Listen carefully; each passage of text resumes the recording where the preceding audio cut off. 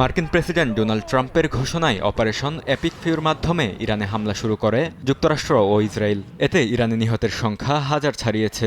প্রশ্ন উঠেছে, প্রেসিডেন্ট কি এককভাবে যুদ্ধ ঘোষণা করার ক্ষমতা রাখেন কিনা। মার্কিন সংবিধান অনুযায়ী যুদ্ধ ঘোষণা করার ক্ষমতা কংগ্রেসের। প্রেসিডেন্ট কমান্ডার ইন চিফ হিসেবে জরুরি পদক্ষেপ নিতে পারেন। 1973 সালের যুদ্ধ ক্ষমতা আইন অনুযায়ী প্রেসিডেন্ট 60 দিন যুদ্ধ ঘোষণা ছাড়া সেনা মোতায়েন রাখতে পারেন। তবে বাস্তবে ভিয়েতনাম থেকে ইরাক অধিকাংশ সংঘাতই আনুষ্ঠানিক যুদ্ধ ঘোষণা ছাড়াই হয়েছে। এখন পর্যন্ত যুক্তরাষ্ট্র আকাশ ও নৌ হামলায় সীমাবদ্ধ।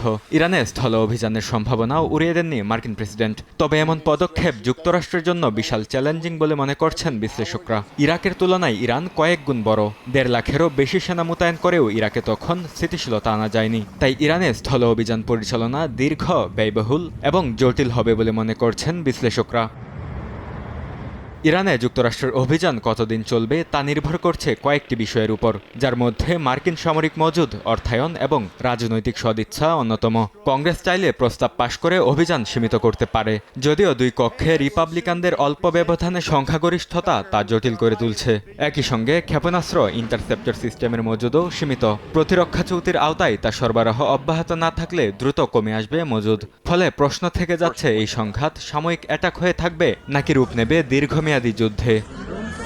বরকতুল্লাহ, সময় সংবাদ।